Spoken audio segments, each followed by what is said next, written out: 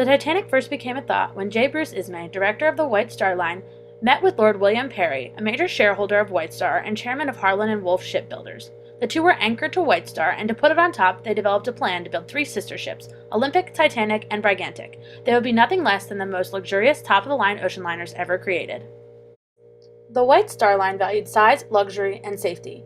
The Titanic would weigh in at a whopping 46.428 tons. It was 882 feet 9 inches long and 175 feet tall. All these measurements combined would make Titanic the largest passenger vessel in the world. It would be propelled by one turbine engine that was responsible for turning the ship's center propeller and two reciprocating engines that spun her side propellers. It was highly economical, for it made good use of the steam. Titanic had 4 funnels atop it, but only required 3. Other competing ships had 4, therefore the men decided their ships would also have 4. While it was mostly for show, it did function as ventilation. Thomas Andrews, a highly skilled draftsman, crafted the ship's new design. He drew the ship in multiple sections to scale. His drawings were then taken and made into wooden templates. These templates would later develop the ship's steel frame. Construction took place at the Harland and Wolff shipyard in Belfast, Ireland. This shipyard was the only one in the world capable of developing ships the size of Titanic. The yard consisted of approximately 15,000 workers, 4,000 that worked directly with Titanic.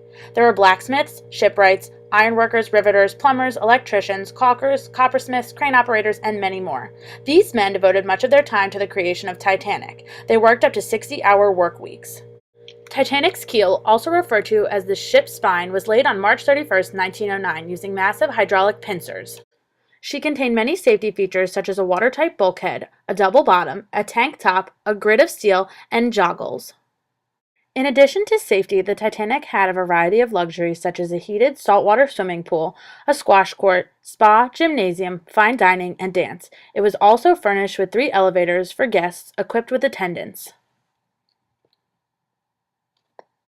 The side frames used to create the Titanic skeleton took over 600 ribs to cover the frame. She was fully framed in the April of 1910.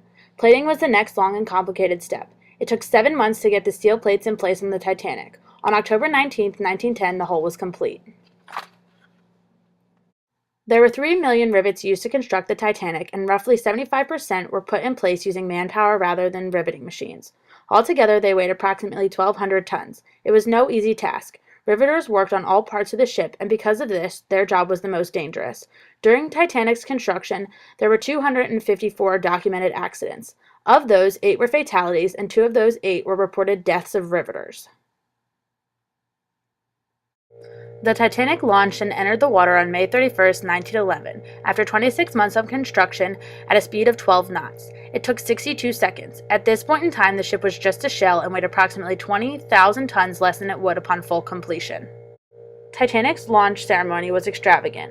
White Star Line reached out to the public by inviting spectators to see the biggest and most expensive lavish liner. Members who received invites included the press and White Star executives. The general public could also see the launch by purchasing a ticket. After the ceremony concluded, Titanic was moved to Harland and Wolff Deepwater Fitting Out Basin, where she would remain for 10 months. The broilers were installed here. Occasionally, Titanic would move to Thompson Graving Dock, where it would be fitted out on dry land. This dock was specifically developed for the Titanic and her sister ships. The majority of this process was completed by early 1912.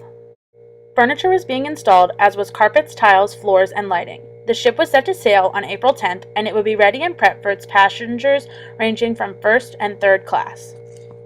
Titanic had 3 anchors. Her main anchor was 16 feet 6 inches and weighed 16 tons, followed by 1,200 feet of chain supplied by Noah Hingley.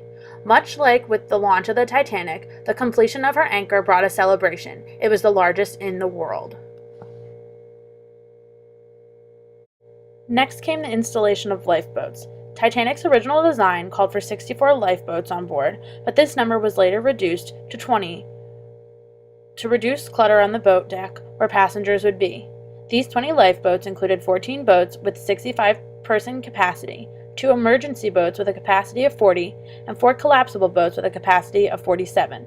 This meant there were enough lifeboats on board to hold exactly 1,178 people. There were 2,201 people who would later board the ship.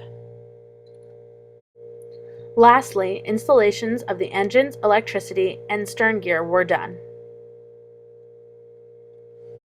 A one-way ticket was about $800, which today would be about $70,000. The cheapest third-class ticket was $36, which was about 2 weeks' pay at the time. This included the price of meals.